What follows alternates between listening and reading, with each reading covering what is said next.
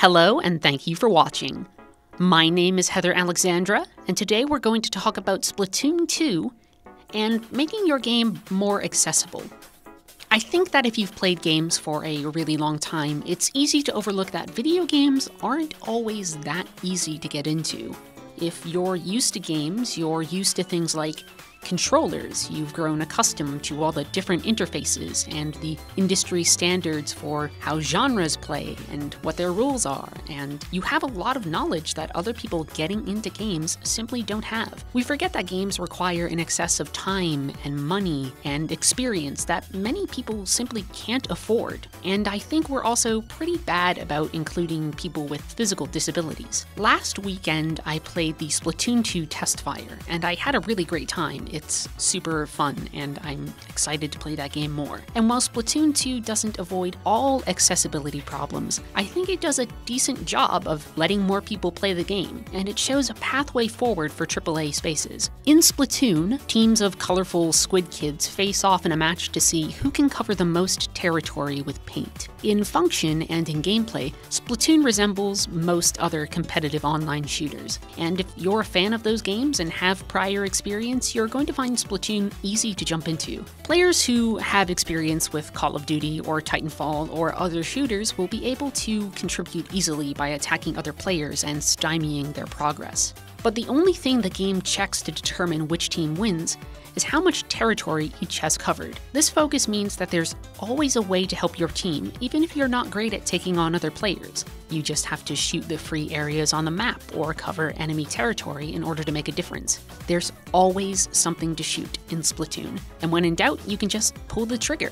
Even if you're missing shots on an enemy, your paint is still flying past them and splatting onto the ground and painting territory. No matter what you do, you're contributing. This means that players who are new to competitive games are still able to alter the results of a match meaningfully by just firing into the landscape. If you're younger, new to the genre, or just not really that great at shooters, you don't need to feel like a fifth wheel. There's always something for you to do. Splatoon can still be played at a higher skill level, and if you want that, you can jump into competitive matches, but the initial barrier to entry for the game is really low. It's almost non-existent. You can pick up and play without having a lot of prior experience with the series or with games in general, and you'll do okay. There are even weapons, like the roller, which are specifically designed for players who want to focus on covering the map with paint. Splatoon 2 is also not a punishing game. The biggest failure that players can suffer is a temporary bit of downtime if they get splatted, and you can just jump right back into the action right away by leaping to a teammate after you respawn.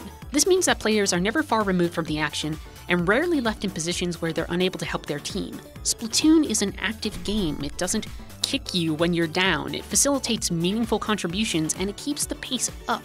You're jumping in, you're helping constantly. This helps make it approachable and exciting for players of every skill level. But accessibility has other concerns beyond gameplay as well, and while Splatoon doesn't exhaustively address those issues, it does take steps to deal with some of the more glaring ones. Specifically, it takes steps to help players with physical impairments so that they can play the game. This is something that a lot of games are really terrible with. Games use sound and color and controls to communicate intensely important information without considering players who have unique physical facticities.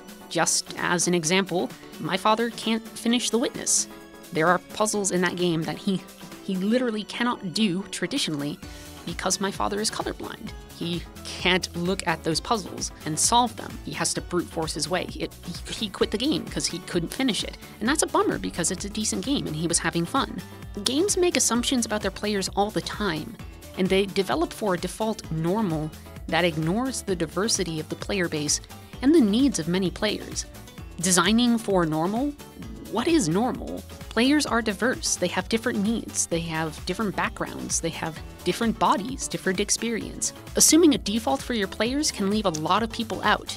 The major factors that Splatoon considers are colorblindness and physical disabilities that affect controller use. Motion controls in Nintendo games can often feel like a gimmick, just kind of an extra bells and whistle feature, but they can meaningfully allow players a wider range of motion if they're unable to use dual analog sticks.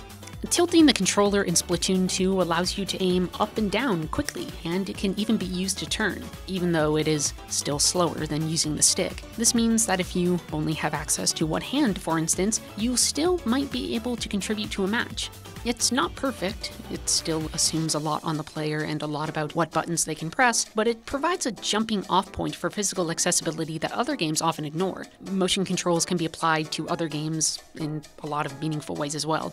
You could use them to tilt and control where you are going in a racing game. In a narrative game, you could have it so pointing on a certain dialogue option for a certain amount of time selects it. I wasn't really sold on motion controls until I realized that it has wider applications that don't necessarily help just me.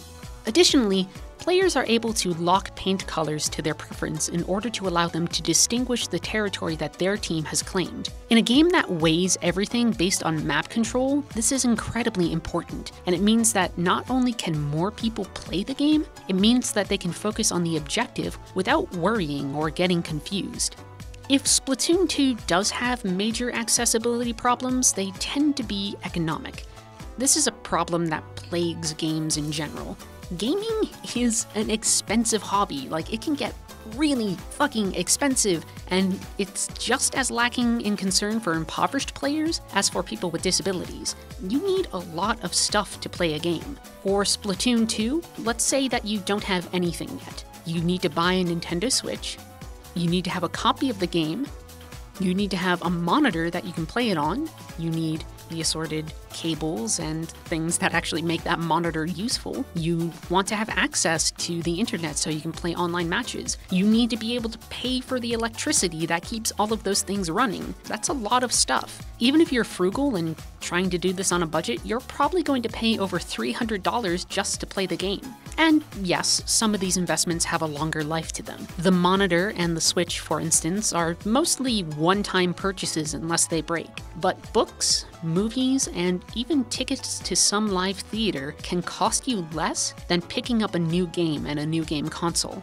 I'm not trying to suggest that Splatoon 2 is perfect, but I do think that the gameplay makes it so players of all different experience levels can play the game. And the controller options and ability to customize the interface a little bit makes it so even more people can play. That's important. The more players we have, the better it is for everybody. Games are a wonderful thing. They take you to far off places, they fill your day with excitement, they provide distraction from doldrums, and they weave amazing stories that are just as good as any other story out there. To not have access to that is really sad to me, and I think Splatoon 2 takes steps to help people who want to play games and might not be able to, or might find it intimidating.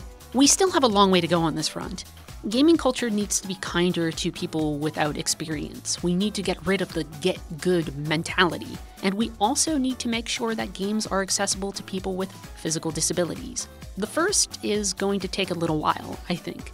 The other, we're already taking steps to fix. There are charities, chief among them Able Gamers, that allow people to play games with a wide variety of controller options.